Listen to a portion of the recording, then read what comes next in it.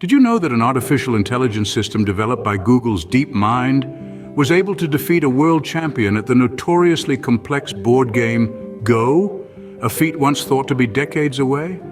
It's an impressive demonstration of the capabilities of AI and machine learning. But what exactly is artificial intelligence?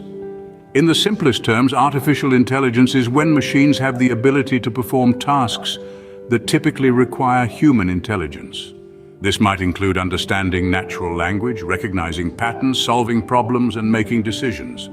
Artificial intelligence can be categorized into two types: narrow AI, which is designed to perform a specific task such as voice recognition, and general AI, which can theoretically perform any intellectual task that a human being can.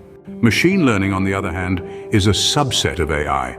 It's a way of training machines how to learn, making it possible for them to learn to make decisions, recognize patterns, and perform tasks without being explicitly programmed to do so. There are three primary types of machine learning: supervised learning, unsupervised learning, and reinforcement learning. With supervised learning, the model is trained on a labeled dataset, but with unsupervised learning, the model learns from an unlabeled dataset.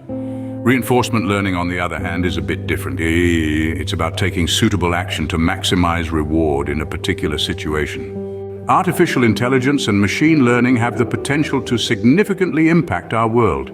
On the positive side, they could drive forward advancements in fields like medicine, climate science, and many others.